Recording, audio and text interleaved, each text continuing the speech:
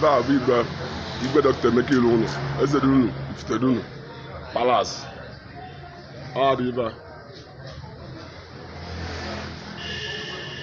Malam de Abba Moy Palace, Igwe Ifitedunu, Malam de Abba yesterday night.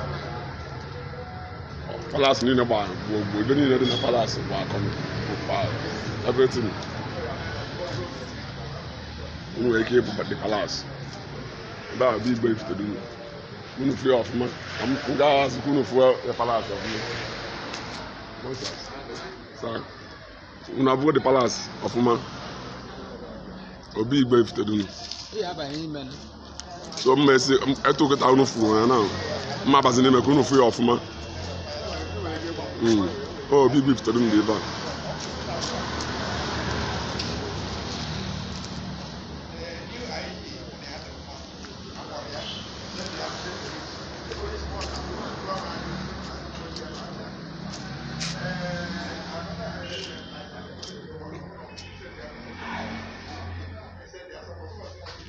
On a voulu dekin.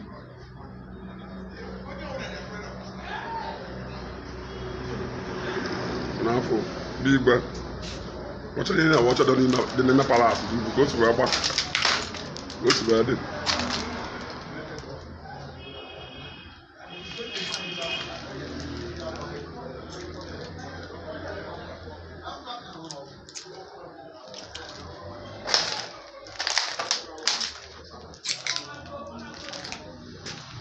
Palace Igwe by pieces.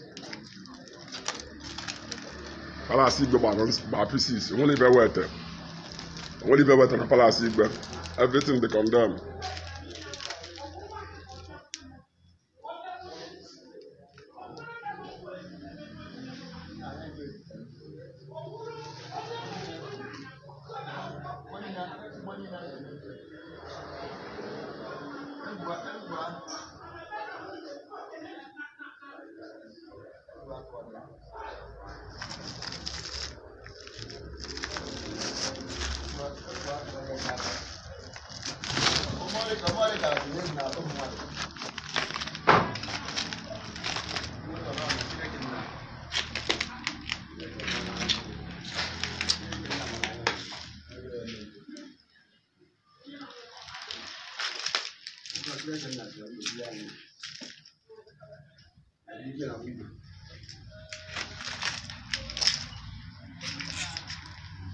Now we go to the place.